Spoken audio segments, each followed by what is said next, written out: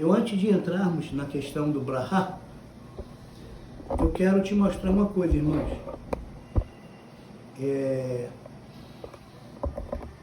A fé tem fundamento.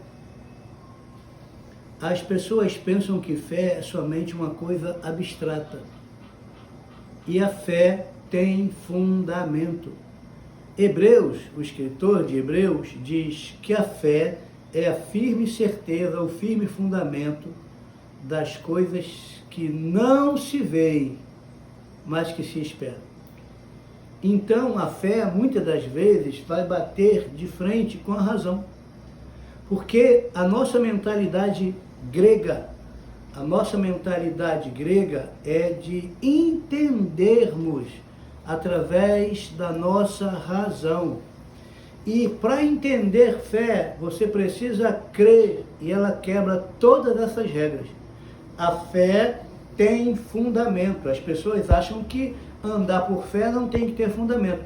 A fé tem fundamento, e o fundamento da fé são as coisas invisíveis. Você tem que crer sem ver, mas a maioria quer ser Tomé, quer ver para crer. E isso é o oposto da fé. Existem coisas que Adonai nos pede, existem coisas que Adonai nos orienta, que Ele não vai nos explicar. Qual a razão disso? Qual o motivo disso? Ele vai dizer, faça. Um exemplo disso é quando ele está com todo o povo diante de um rio, e naquela época do ano o rio tinha a correnteza mais forte. E o sacerdote para diante do rio. E Deus diz, coloca o pé na água. Porque quando você colocar o pé na água, a água para. Ou você crê, ou você não crê. E quando ele colocou o pé, as águas se dividiram. Isto é fé. Isto é dar um passo em cima de um degrau que você não vê. Então eu vou repetir. A fé tem fundamento. E olha só que coisa interessante que a fé tem fundamento, porque Hebreus, no capítulo 11, versículo 6, diz que sem ela é impossível agradar a Deus. Eu acredito que o teu objetivo, como o meu, é agradar a Deus. Então, olha o que diz aqui. Eu vou ler os dois textos para você. Ora, a fé é a substância das coisas pelas quais esperamos e a evidência das coisas não vistas. A fé é a firme certeza das coisas que não vemos, mas cremos. Eu não ando pelo que eu vejo, eu ando pelo que eu creio. E Hebreus 6, 11, 6 diz, porém sem fé é impossível, eu vou repetir, é impossível agradar-lhes, porque é necessário que aquele que se aproxima de Adonai acredite que ele existe e que é galardoador daqueles que diligentemente, insistentemente, de forma contínua o buscam. Agora olha só isso aqui. No versículo 27 está escrito assim, pela fé deixou o Egito, não temendo a ira do rei, porque perseverou como que vendo aquele que está invisível. Aqui Moisés deixou o Egito. Aqui Moisés recusou. Olha, eu vou ler mais. Pela fé Moisés, quando nasceu, foi escondido 3 meses por seu pai, porque viram que um menino formoso e não temeram o mandamento do rei. Pela fé Moisés, sendo já crescido, recusou ser chamado de filho da filha de Faraó. Escolhendo, é opção, é opcional, é escolha, escolhendo antes ser afligido com o povo de Deus do que por um período desfrutar do gozo ou do prazer do pecado, considerando a desonra de Cristo como riqueza maior do que os tesouros do Egito, porque tinha em vista, olha o que ele via, a recompensa do galardão. Pela fé, deixou o Egito, não temendo a ira do rei, porque perseverou como quem, vendo aquele que está invisível. Pela fé, celebrou a Páscoa e a aspersão do sangue, a fim de que o destruidor dos primogênitos não lhe tocasse. Pela fé, passaram o mar vermelho como por terra seca, e os egípcios que o mesmo fizeram afogaram-se. Pela fé, os muros de Jericó caíram após serem rodeados durante 7 dias. Então, querido, eu quero deixar claro para você. Você precisa crer no sobrenatural, você precisa ver o invisível. Sabe? E muitas das vezes não há tempo de explicações para que nós possamos tomar posse de determinadas coisas. E aí, o objetivo do líder que já está vendo o que você não está vendo, é te orientar, é te sinalizar, é te guiar para algo que você ainda não conseguiu ver. Guarde isso, é de suma importância. A fé tem fundamento, e o fundamento da fé está no invisível. Anotou aí? Invisível. Porém, a fé não é um passe de mágica. Deus trabalha com planejamento. E o brahar de Deus, o governo de Deus, ele fez um planejamento maravilhoso. E para que isso possa ocorrer, ele precisa separar algumas coisas de nós. Eu vou só te dar uma introdução ainda sobre algumas coisas que ele já fez no início, para que eu possa falar de 7 níveis da bênção de Deus. Níveis são essas: de frutificar, multiplicar, encher a terra, sujeitar, dominar, comer do desfrute e descansar. Hoje, para te dar um gancho, todo aquele que já produziu muito, mas não desfruta, é porque comete a idolatria em cima daquilo que se tem. Tem gente que tem um casarão, tem até piscina, mas não entra na piscina porque não tem tempo. Tem gente que tem casa de praia, mas nem vai na casa de praia porque não tem tempo. Tem para ser objeto de idolatria, mas não para ser objeto de desfrute. E vai deixar aí para ser objeto de briga, de partilha, sabe? Porque não aprendeu a descansar e desfrutar, e segue produzindo como se fosse levar para uma vida vindoura, quando nós não levaremos nada. Eu preciso te mostrar alguns princípios de Adonai em relação a tudo isso que nós estamos envolvidos. Então, deixa eu te mostrar algumas coisas que precisam ser mudadas de imediato na nossa vida. Olha, lá em Gênesis, no capítulo 1, né, Deus fala sobre a criação. Então, veja bem, ele, sendo quem ele é, supremo, maravilhoso, magnífico, longânimo, excelso, ele poderia em um só momento, não digo nem um só dia, ele poderia em um só momento criar tudo. Fazer assim, ó, num estalar de dedo e criar tudo. Só que ele, irmãos, ele não fez assim. Sabe por que ele não fez assim? O grande segredo está em Atos, no capítulo 1, versículo 1. Todas as coisas que primeiramente Jesus fez e depois ensinou. Escute um princípio aí. Primeiro você faz, depois você ensina. Primeiro você pratica, depois você ensina. Para que você possa ter o desfrute, primeiro você vai ter que fazer, para depois ter que ensinar. A primeira aplicação de tudo aquilo que Deus quer é na nossa vida. Eu botei aí na chamada nossa para a aula que nós não sejamos somente ouvintes da Torá, mas praticante.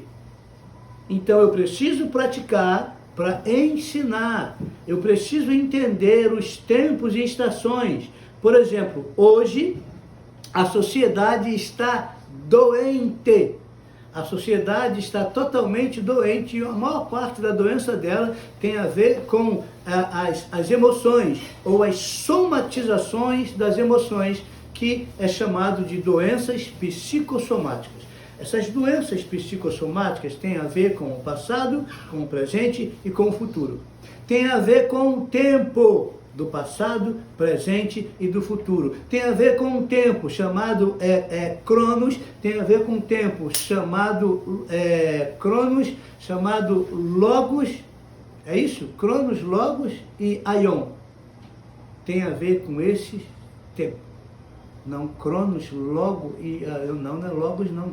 É Cronos, Kairos e Aion. Deixa eu fazer a correção aqui que eu estou cansado. Cronos, Kairos e Aion. São 3 tempos que tem a ver com o nosso tempo. Mas tem o tempo do eterno. E o tempo do eterno não é nem Cronos, nem a Kairos e nem Aion. Embora ele mexa nesses tempos. Mas o tempo dele é Moedim. Moedim é tempo marcado para encontros. E todas as festas estão dentro desses tempos marcados de encontro.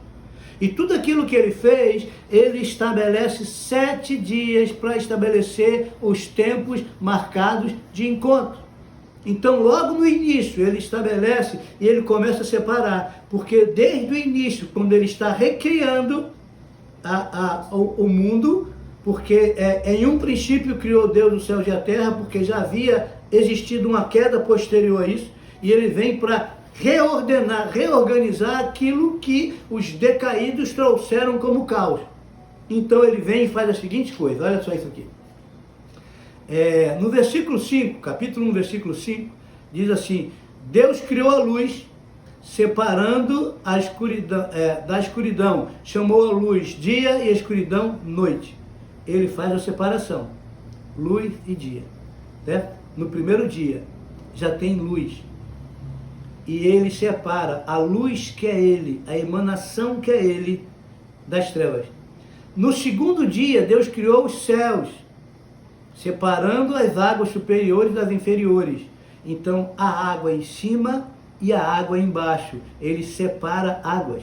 No terceiro dia, Deus separou a terra seca das águas inferiores e criou os vegetais.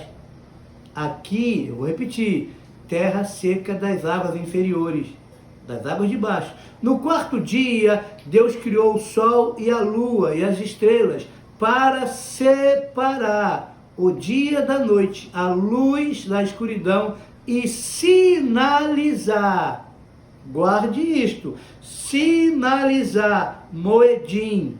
Sinalizar o quê? Sinalizar os meses e demais eventos cíclicos. Aqui tem um segredo.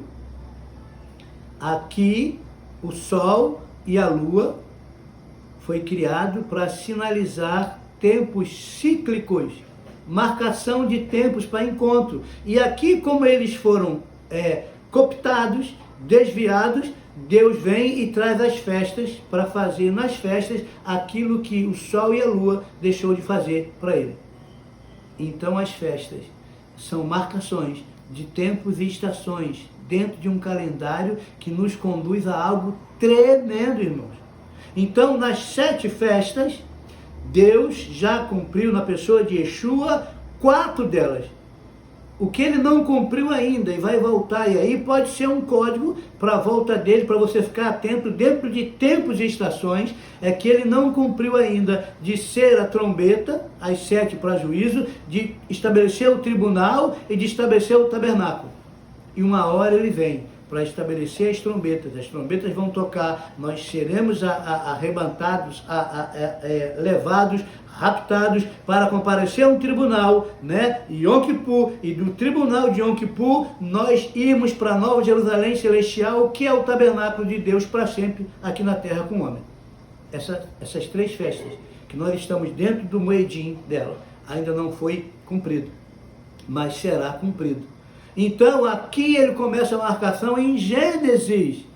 Aí no 5º dia, Deus criou as aves e os peixes.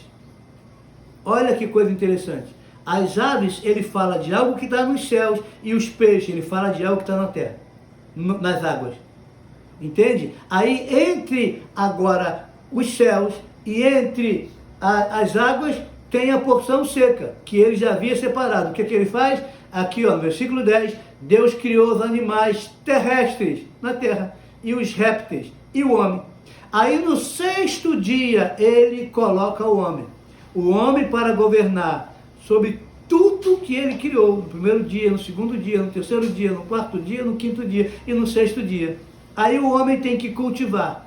E o primeiro cultivo que o homem tem que fazer é da sua essência. A primeira coisa que o homem tem que guardar é a sua essência, porque através de um relacionamento com Deus, ele vai manifestar a imagem de Deus através do caráter, através da integridade. Não é somente a questão física, o aspecto físico, mas é o aspecto do caráter e da santidade de Adonai.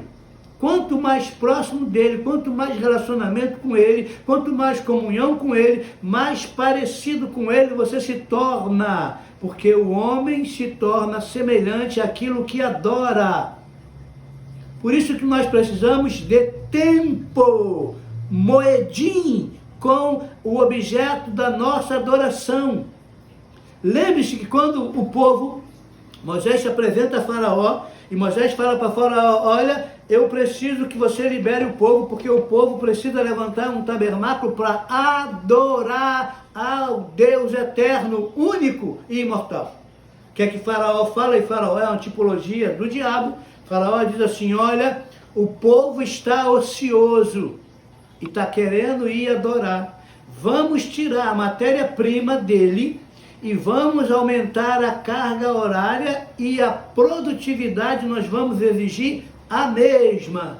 Porque assim, com a carga horária dobrada e exigindo a mesma produtividade, a mesma meta, eles não terão tempo para adorar. E se você não tem tempo para adorar, se você não tem tempo para se relacionar, se você não tem tempo para se prostrar, se você não tem tempo para orar, se você não tem tempo para meditar, você se distancia de Adonai. E quanto mais distante de Adonai, mais a imagem se perde daquele que nos chamou para sermos o representante no mundo visível daquele que é invisível. Invisível, porém, real.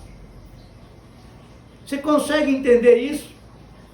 O roubo do tempo, do relacionamento com Ele, porque nós não fazemos as coisas de formas cíclicas. Nós começamos no primeiro dia, no segundo dia, no terceiro dia e pulamos. Aí, isso não é jogo de amarelinha. O jogo de amarelinha, você desenhava os quadradinhos, pulava a primeira casa, a segunda casa, a terceira casa, para chegar no céu. Você não vai chegar no céu pulando etapas.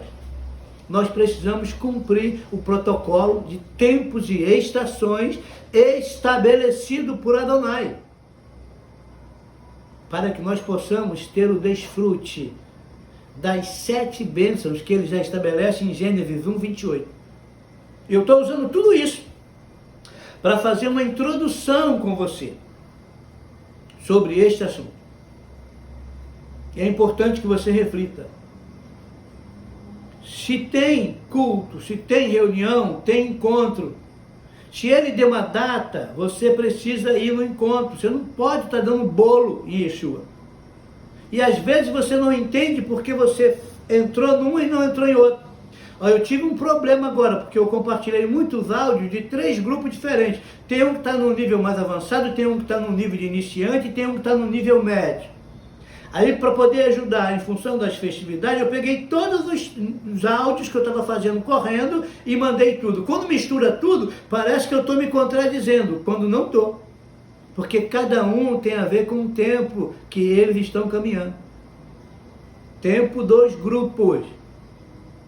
Entendeu? Tempo do tabernaculando, que é o nosso ministério. Tempo do talmidim.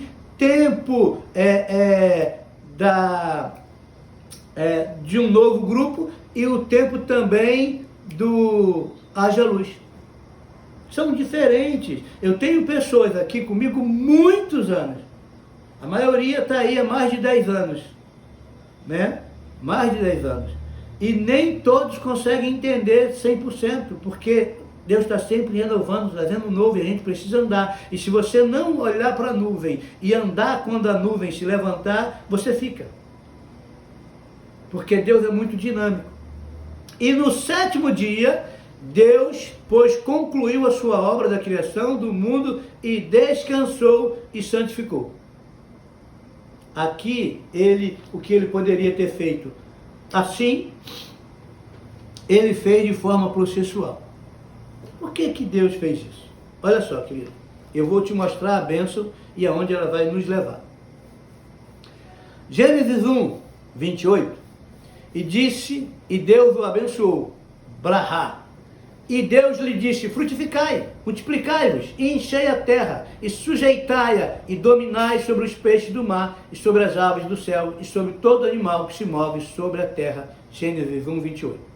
Essa foi a primeira menção proferida por Deus, por Adonai, nas Escrituras Sagradas. E na teologia, vamos usar ela um pouquinho, tudo que é mencionado pela primeira vez merece uma atenção. Eles chamamos de o princípio da primeira menção. O princípio da primeira menção é o princípio pelo qual a interpretação de qualquer versículo é ajudada por uma consideração da primeira vez que o assunto em questão aparece nas Escrituras. E, em geral, a primeira vez que algo é mencionado na Escritura traz consigo um significado que consiste em toda a Bíblia. Então, olha só, qual o propósito disso aqui? Ao abençoar somente o homem após 5 dias da criação, nos revela um poderoso código da bênção. Ele não abençoa no primeiro, ele não abençoa no segundo, ele não abençoa no terceiro, ele não abençoa no quarto, ele não abençoa no quinto. Ele abençoa no quinto. Ele abençoa no quinto. Não é isso? Ele estabelece essa bênção. E aí, olha, e disse Deus, eis que vos tenho dado toda a erva da semente que está sobre a face da terra, e toda árvore que há no fruto e que dá semente, ser-vos-á para mantimento. Gênesis 1, 29. E ainda, e ordenou o Senhor, Deus ao homem, dizendo, de toda árvore dos jardins comerá. Comer é desfrute. Por fim, e abençoou Deus o dia sétimo e o santificou, porque nele descansou de toda a sua obra que Deus criara e fizera. Gênesis 2, 3.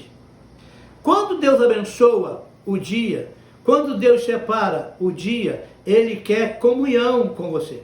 Ele quer comunhão comigo. Então, uma vez por semana, se abre um portal de Moedim, chamado Shabat. Que tudo aquilo que você produziu no primeiro dia da semana, que é domingo, segundo dia, segunda, terça, quarta, quinta e sexta, você produz, exatamente como ele fez aqui na criação do mundo. E no sétimo, você acredita que você tem que ter um desfrute com ele, porque é ele que dá o crescimento nas tuas sementes. Então, o primeiro encontro marcado, o primeiro moedim, uma vez por semana, 4 vezes no mês, é o Shabat. Aí, depois do Shabat, ele estabelece, sabe o quê? A cabeça de mês. A cabeça de mês é um encontro na lua cheia, porque ele botou a lua para nos orientar. Na cabeça do mês, você está lá para fazer um encontro com ele, uma vez por mês. E na cabeça do ano, uma vez por ano, que é o que nós fizemos agora em Rosh Hashanah, que foi no dia 3 de outubro, e o primeiro dia de Tishrei para nós no calendário bíblico. Aí olha só, você entrou no calendário bíblico, no dia 1º, contou 10 dias de portais abertos, entrou para Yom Kippur, e agora vai entrar para tabernáculo. Portal ficou aberto 10 dias, tabernáculo quando iniciar, mais 7 dias de portais abertos, para você acessar a dimensão sobrenatural e ver o invisível e tomar posse daquilo que está no invisível para o mundo visível. Porque Moisés olhava o invisível. Moisés viu o tabernáculo numa outra dimensão. Moisés construiu de acordo com o tabernáculo. Moisés viu os livros da memória e do registro em outra dimensão. Por isso ele se posiciona em favor do povo, dizendo, se tu não for perdoar o povo, risca o meu nome do livro. Ele tinha visto o livro. Ele sabia que o livro estava lá. Porque ele viu o invisível. E nós somos muito naturais, mas qual a base? Como é que faz isso? Aonde está? Querido, a fé tem fundamento, e o fundamento da fé é crer no invisível. Fé e fundamento. Você olha onde você está, tem um fundamento aí, aonde você está. Aqui aonde eu estou, eu tenho um fundamento, que eu estou numa casa. O fundamento chama-se sapatas. Eu não vejo, porque ela está dentro da terra, no invisível, mas ela que dá sustentação a todo o tabernáculo, a toda a estrutura, é a sapata, é fundamento. E a função apostólica é te dar fundamento. Aí quando o apóstolo está te dando fundamento, você diz, mas como é que eu vejo isso? Você muitas das vezes não vai ver. E por que você questiona que você tem que ver? Porque a tua mente é grega, e grega gosta de discurso, grega gosta de tentar entender, grego gosta de democracia, que para mim é um governo de demônio. Democracia é um governo do povo para o povo, e teocracia é um governo de Deus para Deus, por meio do seu ungido, por meio do seu profeta, daquele que direciona. E o povo de Israel caiu na besteira, na asneira de querer ser igual a todas as nações, porque eles tinham um rei invisível, mas eles queriam ser conduzidos por um rei visível. E por isso que está essa bagunça, porque eles saíram do que Deus estabeleceu para querer andar naquilo que eles acharam melhor. Querido, não tem como nós maquiarmos. E eu preciso te despertar. Nós somos a geração dos últimos dias. Nós estamos prestes a ver a cortina se fechar e aparecer. Fim. E ou você entende, ou você se alinha para a vida eterna, ou você vai ficar aí chupando o dedo porque andou fora do tempo de Deus. Eu preciso te alertar, porque se eu não te alertar, Deus vai me cobrar. E eu não quero ser cobrado porque eu fui um covarde de não ensinar. E eu sei aonde está indo o meu nome, eu sei como eu estou sendo criticado, eu sei, querido, mas sempre será assim. E eis-me aqui. Ou você vai me amar ou você vai me odiar. Não tem meio termo. Funciona assim. Sempre foi assim com todos os profetas que viam o invisível, que enxergavam o que o outro não enxergava. E sempre será assim. Você entende?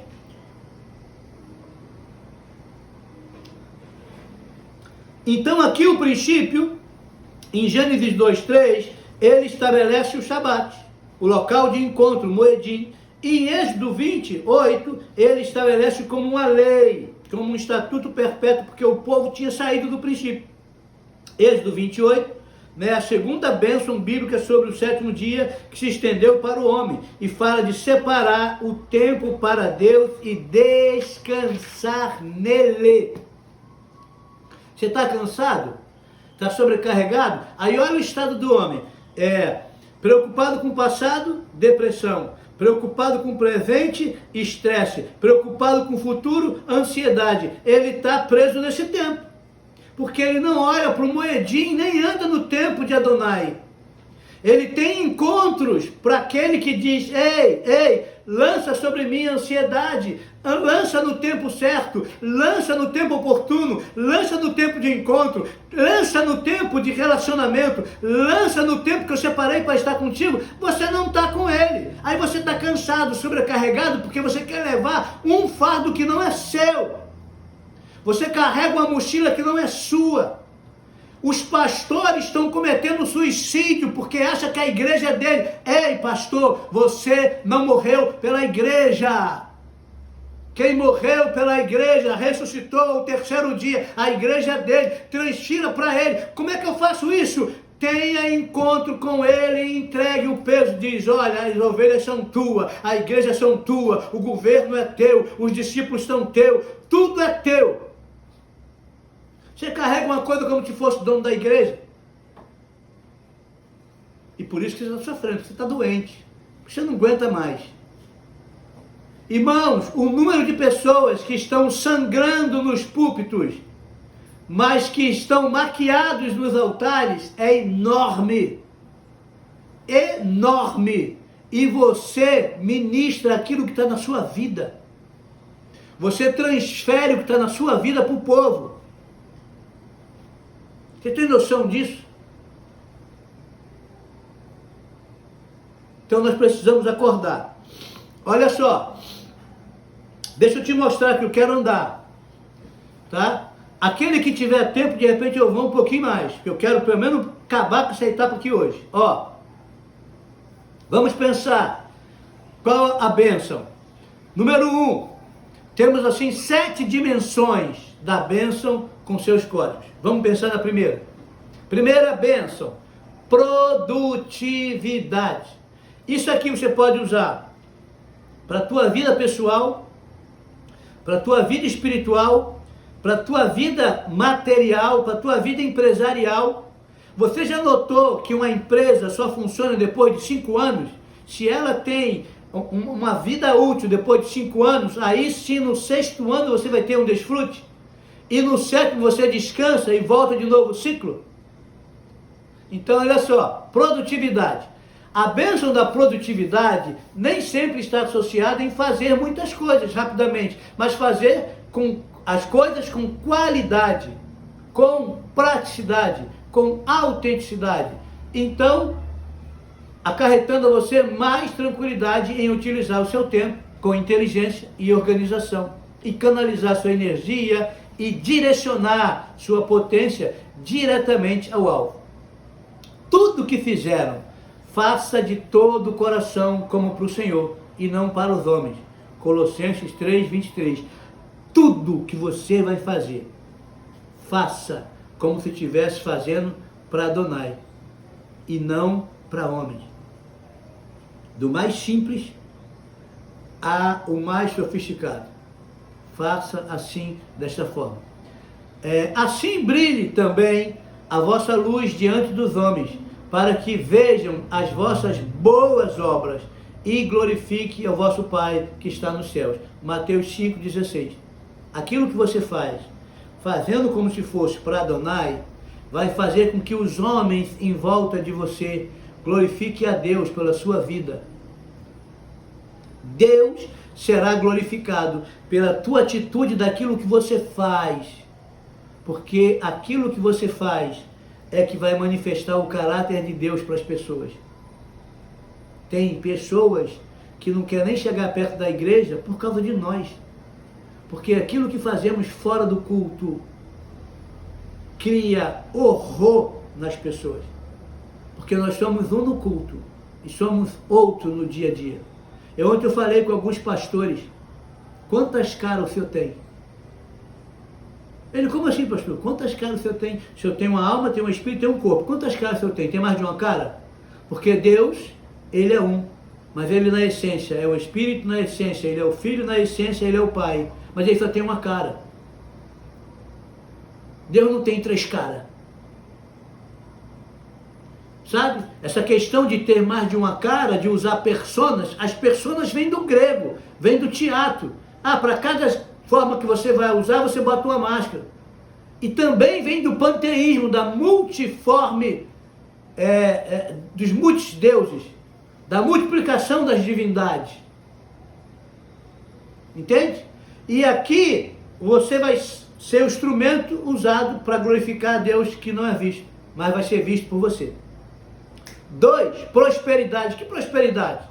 A bênção da prosperidade tem 2 sentidos essenciais. O primeiro é crescer em todas as áreas. Fala da plenitude da luz divina em nosso interior para o nosso desenvolvimento. O segundo sentido está relacionado ao termo do hebraico que significa ausência de desejo. Isso quer dizer que prosperidade é o estado do suprimento, a satisfação total que me faz não desejar mais nada. Porque eu que conheço os planos que tenho para vós, diz o Senhor, planos de fazê-los prosperar e não de causar dano, planos de dar a você esperança e um futuro. Jeremias 29:11. Só que as pessoas querem uma prosperidade quando não são prósperos, não são cheios da vida de Deus. Se você tiver uma prosperidade da plenitude da vida de Deus dentro de você, você não tem necessidade de mais nada. Prosperidade é um estado, e eu só encontro a vida de Deus entrando nele, ele entrando em mim. Por isso que Jesus fala, para que eles sejam um como nós somos um, eu em tu e nós neles. Por isso que Jesus fala, eu sou o portal. As ovelhas que entram pela porta acharão descanso. Ele é a porta do Shabat. Ele é o próprio Shabat. E o Shabat é maior do que o homem. O homem não foi feito por causa do Shabat. O Shabat foi feito por causa do homem. Para que o homem tenha um encontro entrando no eterno. Descansando no eterno. Isso é uma dimensão dentro dele. Por que que o homem teve aflição? Porque o homem saiu dele. O peixe não tem descanso se sair da água, a ave não tem descanso se sair do céu, os animais não têm descanso se sair da terra, mas o homem não tem descanso saindo de Deus. Por isso que o local de descanso, o Shabat é um portal. Eu entro em Cristo, ele diz, eu sou a porta. Aquele que passa por mim achará descanso para a sua alma. Você quer ser curado da depressão? Você quer ser curado da ansiedade? Quer ser curado do estresse? Entre por ele uma vez por semana no Shabat. Vá para o local de encontro. Vá para o Moedim. Querido, que coisa gloriosa. Como é que você vai estabelecer a prosperidade se você não tem paz dentro de você? Tem gente que tem muita riqueza, mas não é próspero. Não tem paz, não tem sossego. Tem gente que pode estar no meio do caos, mas tem sossego. Olha, enquanto todo mundo estava desesperado num barco, Yeshua dormia. Porque quem sabe aonde está, no meio da tempestade, dorme. E a bênção do Senhor é acrescentada aos seus filhos enquanto eles dormem. Sabe o que ele está falando? Enquanto você descansa. Tem gente que está tão ansioso que não consegue dormir. Você vai para o Salmo 4, versículo 8. À noite me deito, logo pego no sono, porque só tu me faz repousar em segurança. Estar nele, irmãos. Você pode estar no meio do caos, mas você tem paz. Paz não é um lugar que você só vê uma paisagem linda. Paz é um estado. Paz é uma dimensão nele. Inferno não é somente um local para onde se vai. O inferno pode estar dentro da tua casa. O inferno pode estar na tua empresa. O inferno pode estar dentro da igreja. Porque o inferno também é uma dimensão que as pessoas acessam e são aprisionadas. Aprenda isso. Tem gente vivendo o inferno na terra, irmãos.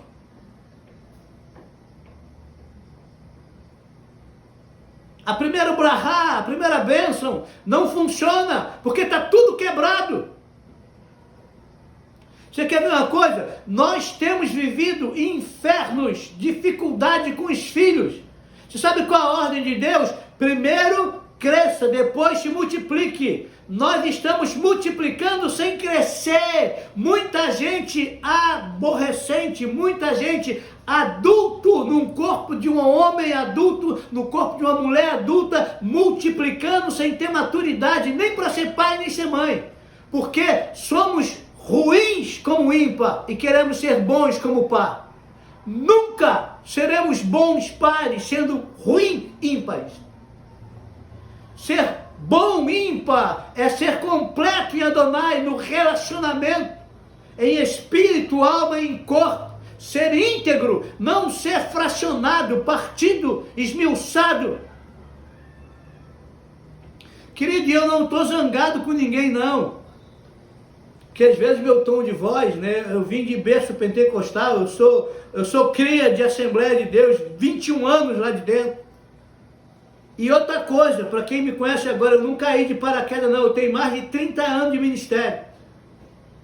E por que eu estou botando a cara de volta agora? Porque Deus mandou eu ficar escondido treinando.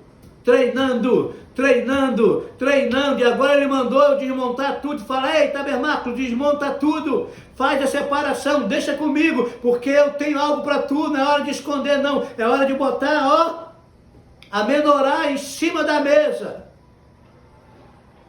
Eu não estou dentro do ministério hoje, e vou seguir andando com você ou sem você, eu trabalho com ele, eu não trabalho para ele.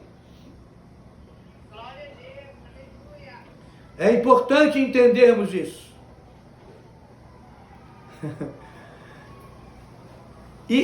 Acorde, escute aqui os ministros que estão aqui.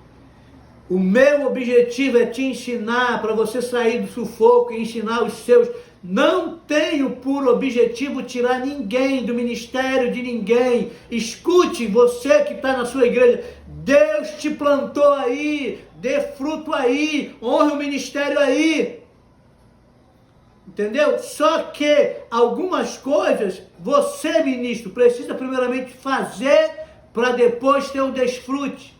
A maioria nem dizimar, dizima. A maioria nem primiciar, primicia. A maioria nem oferta de justiça dá. A maioria não faz nada disso, mas quer receber. Tome vergonha, vá praticar. Quem é a tua cobertura? Onde você entrega? Quem ora por você? A Escritura diz que o maior abençoa o menor.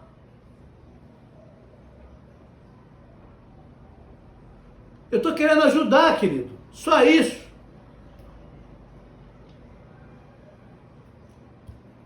Há uns 20 anos atrás eu tentei ajudar e o pessoal começou a falar que queria dinheiro. E eu não tinha a maturidade que eu estou tendo hoje de tentar explicar com calma. Porque a pior coisa que tem não é ovelha, é ovelha. Ô raça de ovelha, irmão, que acha que sabe tudo. É mais fácil você lidar com o novo, ensinar o novo, do que lidar com ovelha. Porque, irmãos, é mais fácil enganar o povo do que mostrar para o povo que o povo foi enganado. Você pegar o povo e mostrar que eles foram enganados, nós fomos enganados, queridos. Vamos lá. Representatividade. O texto fala de encher a terra. Há um teor reprodutivo no texto, mas eu vou me ater no quesito de representatividade. Como bênção, representatividade fala da glória de Adonai. O homem estava na terra para encher com toda a terra da glória. Eu agora sou produtivo, eu agora sou próximo de Adonai, agora posso representá-lo nos 4 cantos da terra. Então o homem, pois, não deve cobrir a cabeça, porque é a imagem e glória de Deus, mas a mulher é a glória do homem. Então ele estabelece um princípio para o homem, um princípio para a mulher, e dá o governo aos dois. Quando ele diz crescei, multiplicai, sede fecundo, governai sobre a terra, a ordem e a bênção dá uma direção. Essa bênção de direção é para governar sobre a terra. E ele coloca um governo sobre a terra, mas ele começa estabelecendo um governo sobre a casa. Por que você acha que o movimento feminista que surgiu com Lilith, a rainha do céu, ou Selene, a deusa, Astarote, a Artemis, ou Diana, ou rainha dos céus, não vou dar o nome daqui não, para não arrumar problema. Ela vai e estabelece um governo e diz que é mãe de Deus. Ela não é mãe de Deus, ela é mãe do homem. Porque Jesus tem duas concepções, uma humana e divina. Como homem, ele tem mãe. Como Deus, ele tem pai. Você consegue perceber isso? Deus, pessoa de Jesus na divindade, ele é filho de Deus. Como homem, ele é filho dela. Porque a promessa diz que da semente da mulher iria nascer um pisaria a cabeça da serpente. Por isso que ele nasce da semente da mulher. A mulher tem uma semente dela, é passiva. Só é estartado quando é liberada a semente masculina. Quando o óvulo feminino é fecundado pelo espermatozoide masculino, é que é estartado a vida, que haja luz.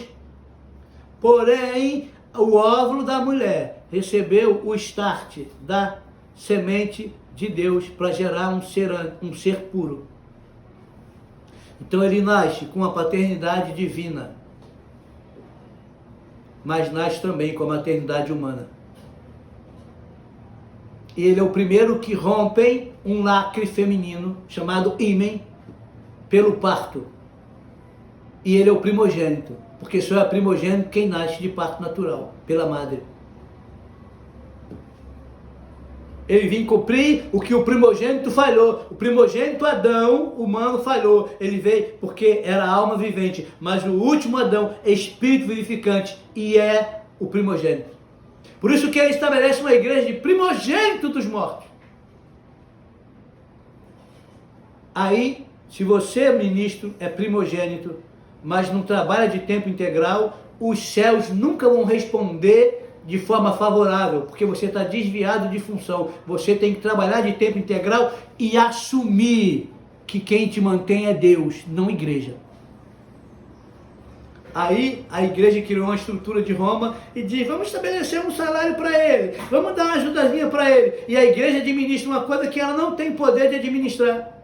Ela pega aquilo que é ordenança para o sacerdote e bota na alvenaria. Isso aí é assunto para outra hora. E por que a igreja não rompe? A igreja fica assim, ó, o ano inteiro na manivela para tentar fazer alguma coisa. Porque está tudo errado. Sabe por que está tudo errado? Porque tu está com um padrão de Roma. Todo o nosso sistema administrativo de igreja é maçônico. Se você quer saber. Vai lá ver como funciona o sistema de administração. Mas nós fomos enganados. Bom, vamos para cá.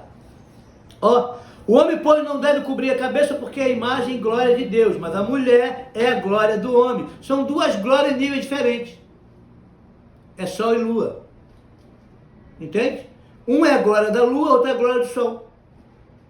Não é que a mulher não tenha glória, mas ela foi chamada para ser auxiliadora, disjuntora. Entende?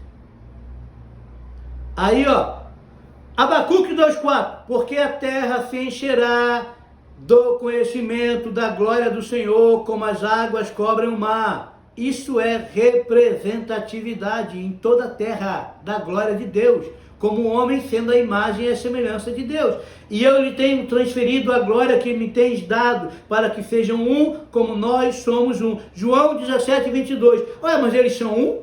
São. Aí, mesmo nós sendo vários, não temos que ter várias caras.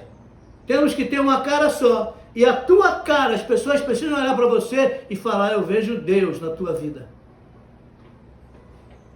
Pelas tuas atitudes. Aí tu vai entender aqui, ó, eu lhe tenho transferido o quê? A glória que me tens dado, para que sejam um, como nós somos um.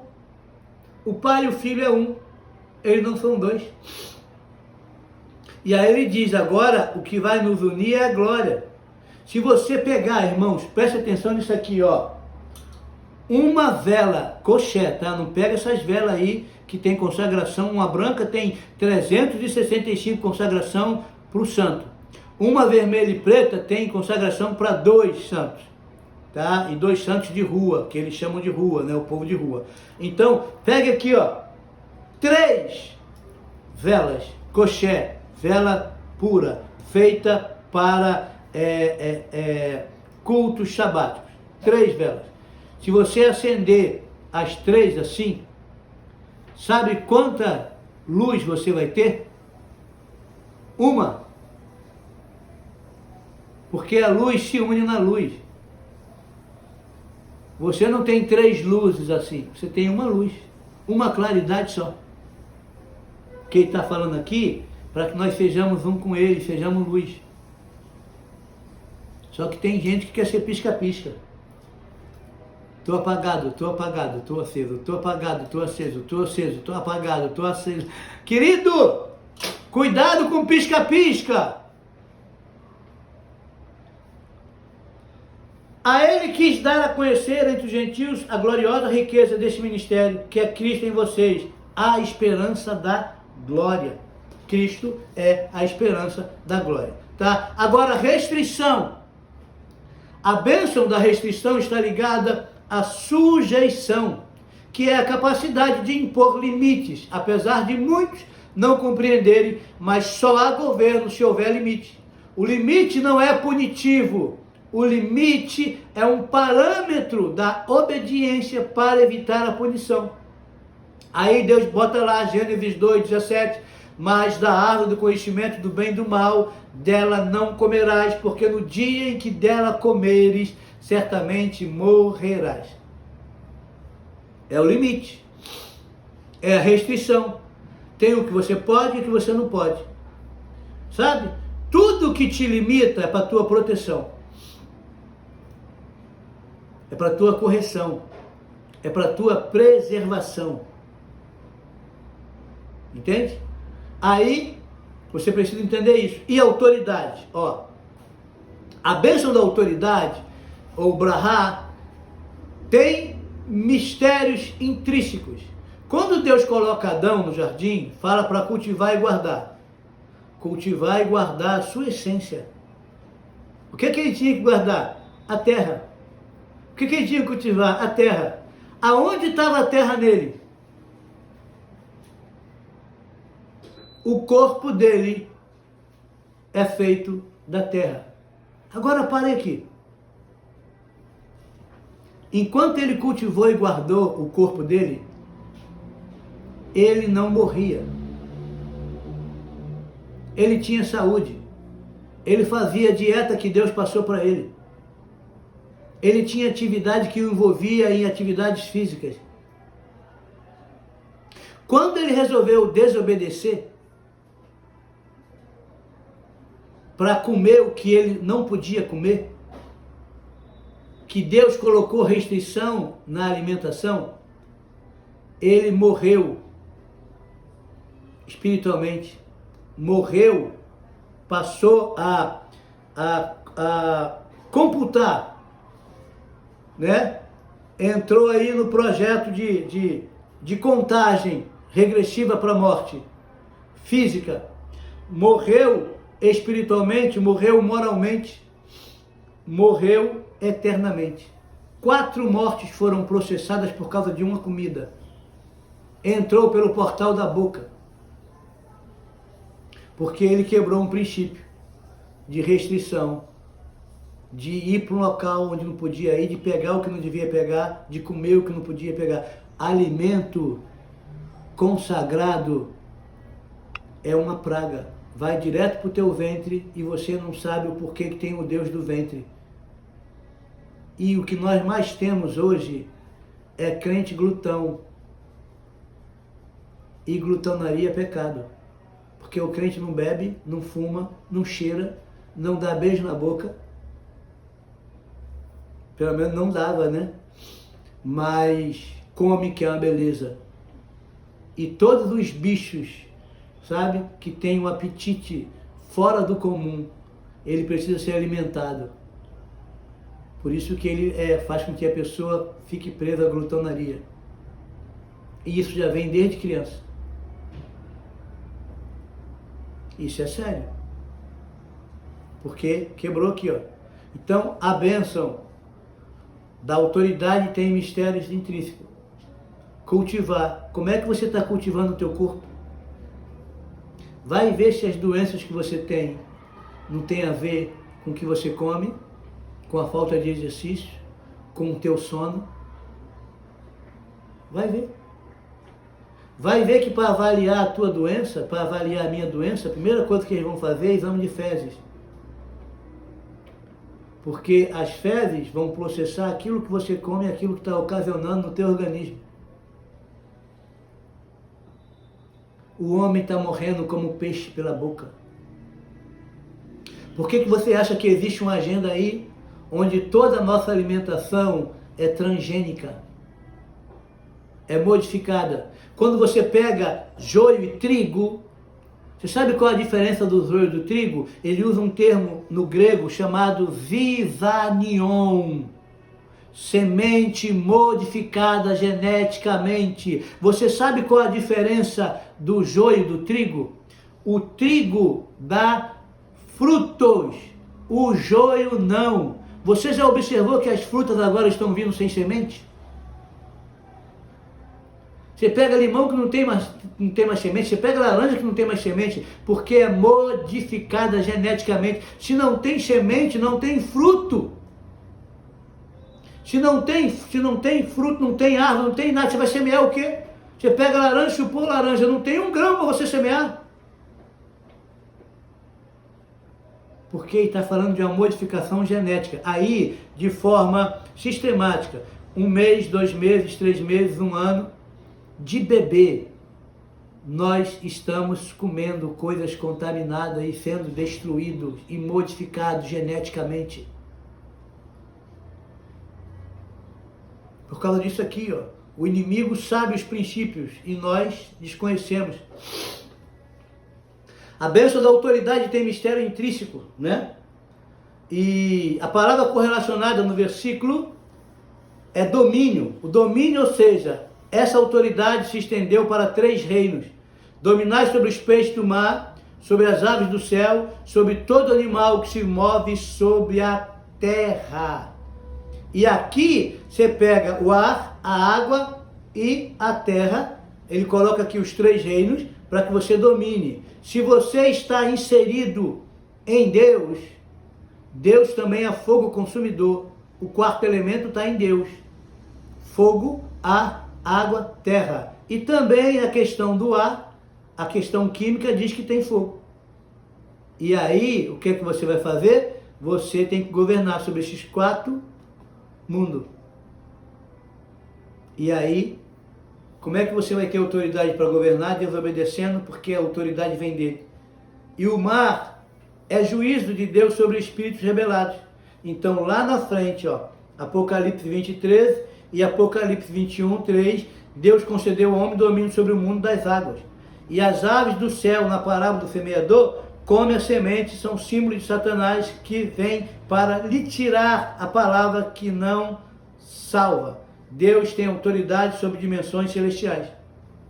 Efésios 6:2, a nossa guerra não é contra a carne nem contra a sangue, mas sim contra principado, potestade, soberania. Colossenses 1:16, contra tronos visíveis e invisíveis.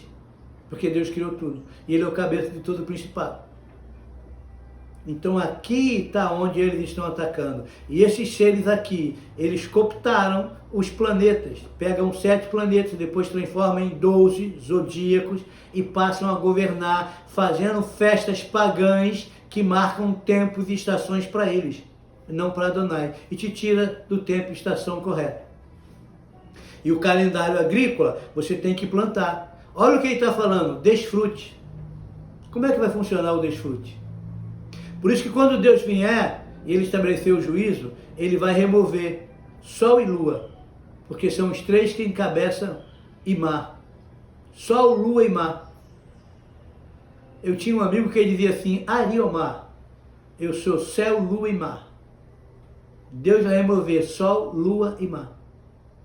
O mar já não existirá mais, o Sol e a Lua deixarão de ter o seu brilho, e a luz será o próprio Deus que vai descer para tabernacular conosco.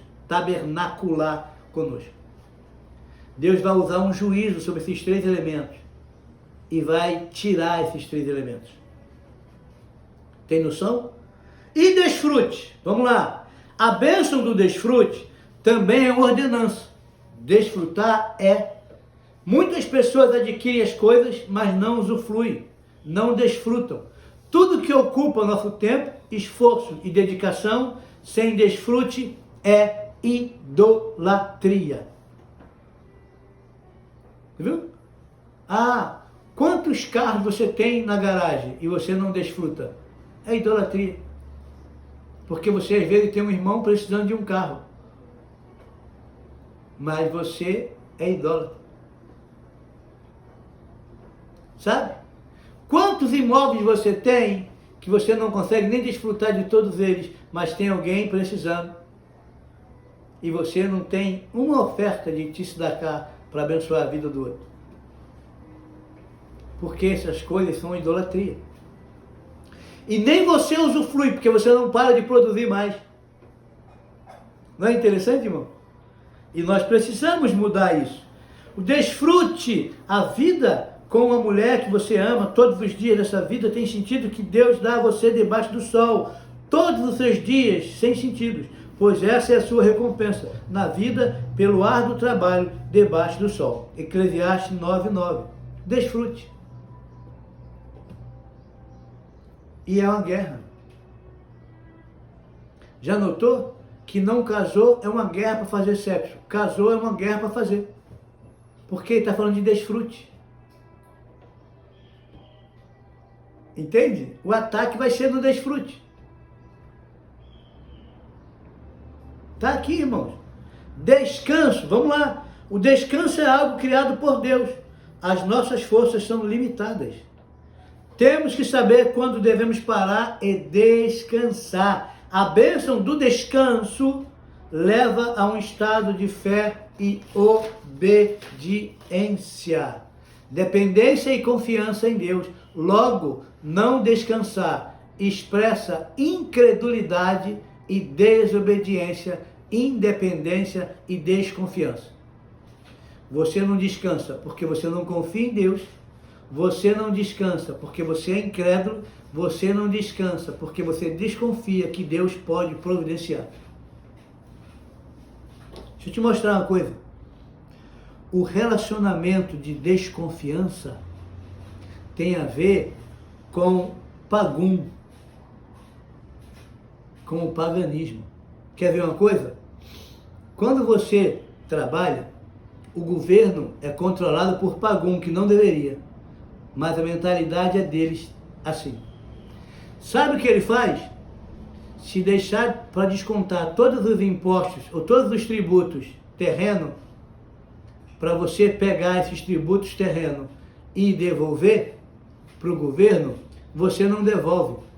E o governo diz, você não devolve, eu também não confio em você, eu desconto na fonte. Não é assim que é feito? Quando tu pega o teu olerite, o teu contra-cheque, que não devia nem ser contra, devia ser a favor, já vem tudo o quê? Descontado. Não é? Porque ele não confia em você. Aí Adonai diz assim, ei, eu sou rei, eu tenho estatuto, entendeu? Eu tenho tributos, mas eu confio em você. Então eu não desconto na fonte.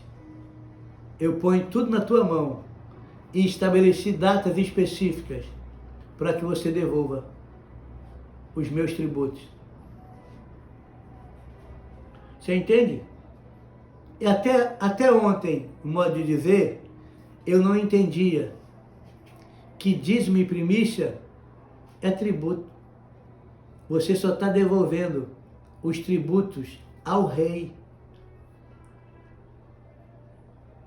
E então o que você deu para ele? Nada. Porque você só devolveu o que era dele. Aí você tem que dar ofertas alçadas quando houver oportunidade. E oferta de justiça, tzedakah. Aí, como isso não é feito de forma correta, os pastores estão rodando a manivela e pega os tributos de Deus, que é para a vida dele, e aplica na igreja. E para tudo quanto é culto, é duas palavras, uma pregação, outra para tirar a oferta.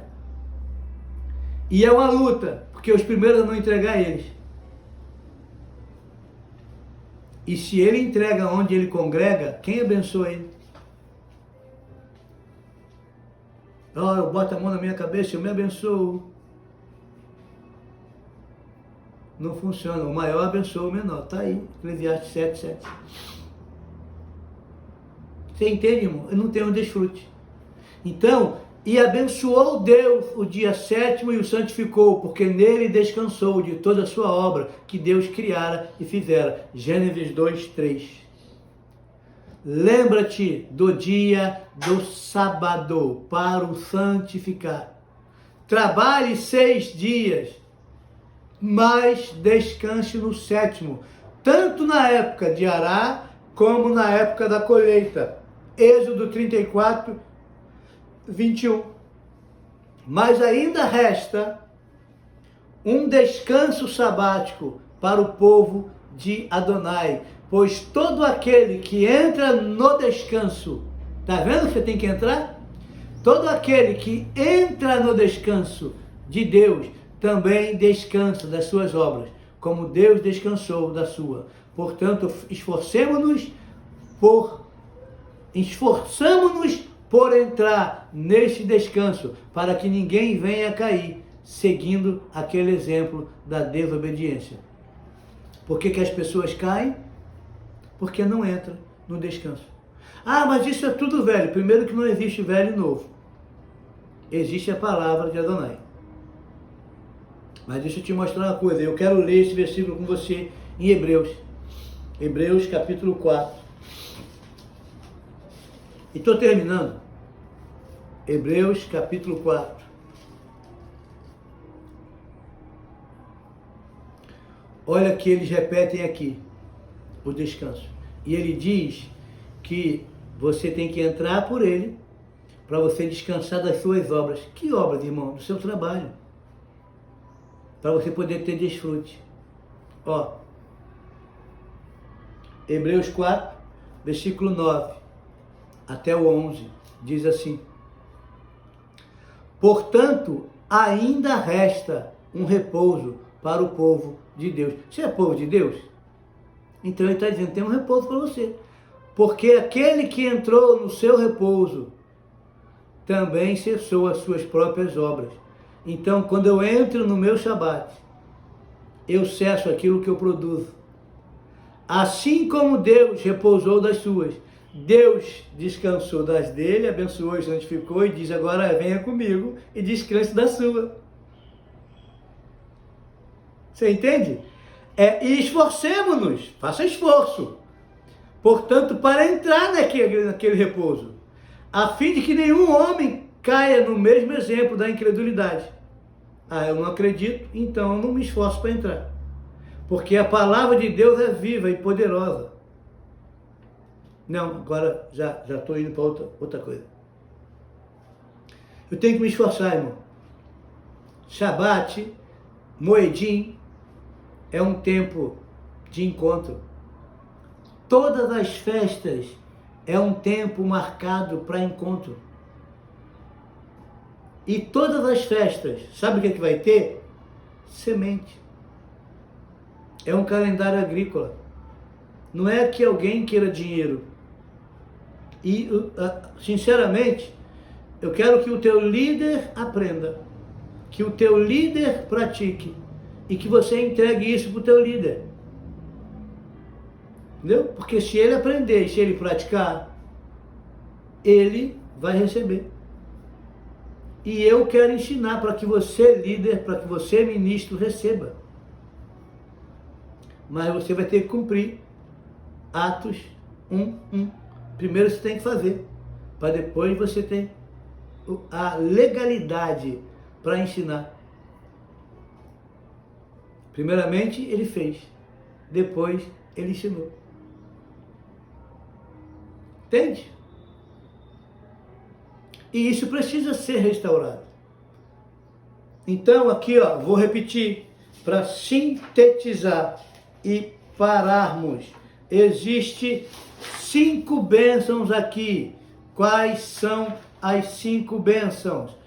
Frutificar, multiplicar, encher a terra, sujeitar e dominar. Quando eu frutifico com produtividade, multiplico com prosperidade, quando eu encho a terra com a glória de Adonai, eu vou sujeitar através das restrições daquilo que eu posso e daquilo que eu não posso. E aí eu vou dominar com autoridade. Quando eu estiver dominando com autoridade, eu vou comer, eu tenho desfrute. E quando eu tenho desfrute, eu vou ter tempo para estar com ele em descanso. Todo o tempo de descanso te leva a desfrutar de toda a tua produtividade que você fez de forma sistemática. Primeiro dia, segundo dia, terceiro dia, quarto dia, quinto dia e sexto dia. Primeiro ano, segundo ano, terceiro ano, quarto ano, quinto ano, sexto ano e sétimo ano. Tudo vai ser ciclo de 7. Isso, semanal, mensal, né? e também de 7 em 7 anos, e depois até chegar o que eles chamam das 70 semanas, que vai dar 49 semanas de 7. Posso deixar vocês descansar? Qual a base, AP? O firme fundamento das coisas que não se vê. Tire esse pensamento de que Deus dividiu entre velho e novo. E outra coisa, irmãos, Yeshua era um judeu. Cumpriu todas as festas e ensinou a Torá. E ensina até hoje. Ele não só ensinou, como ele é Torá encarnada. Precisamos entender isso, tá bom? Eu vou sair e vou atender aí no grupo se alguém quiser perguntar alguma coisa. Que Adonai te abençoe, que Adonai te guarde, que Adonai resplandeça o seu rosto sobre ti e te dê a paz, no nome de Yeshua. Nós nem